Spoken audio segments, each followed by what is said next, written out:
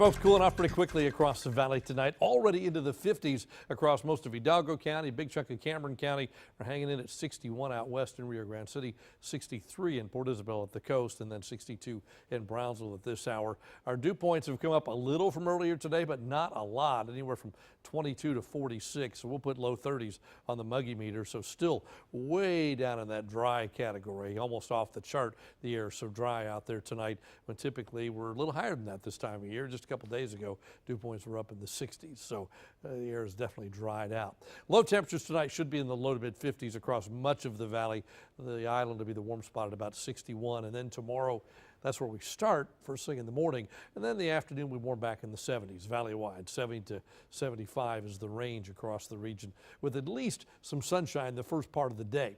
75 tomorrow, that's a little below average, but then 80 on Friday. And look at Saturday, just in time for the weekend. We're back to 90 degrees. I guess, spring break for a lot kicks off Friday at the end of school, the end of the workday, and boy, we get started with a big spring day, almost a summer day right behind.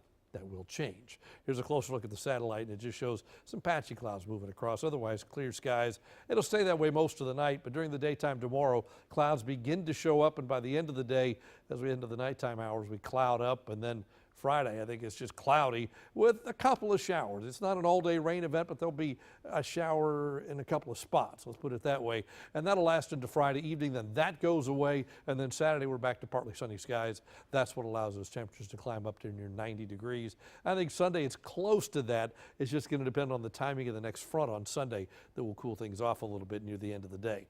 I don't think it's any rain tomorrow. 20% chance on Friday. Then we're back to dry on Saturday again. Rest of Texas, a little chilly up north. 49 in Abilene, 37 right now in Dalhart. Clear skies across the state early. Clouds moving in tonight. High pressure kind of settles into the eastern part of the state. Then by Friday is way to the east of us, so the southerly flow kicks in. That brings lots of moisture back in. That gives us that shower chance on Friday. Saturday, that moisture moves away. We end up with mostly sunny skies. And then Sunday afternoon, this front comes in and brings some much cooler temperatures for the early part of next week. At the coast, easterly winds 10 to 15 knots, a moderate chop, moderate UV, and also a moderate risk of rip currents. A lot of moderate stuff at the coast. 52 for low tonight, partly cloudy and cool, and next we're 75 tomorrow. Some morning sunshine, some afternoon clouds.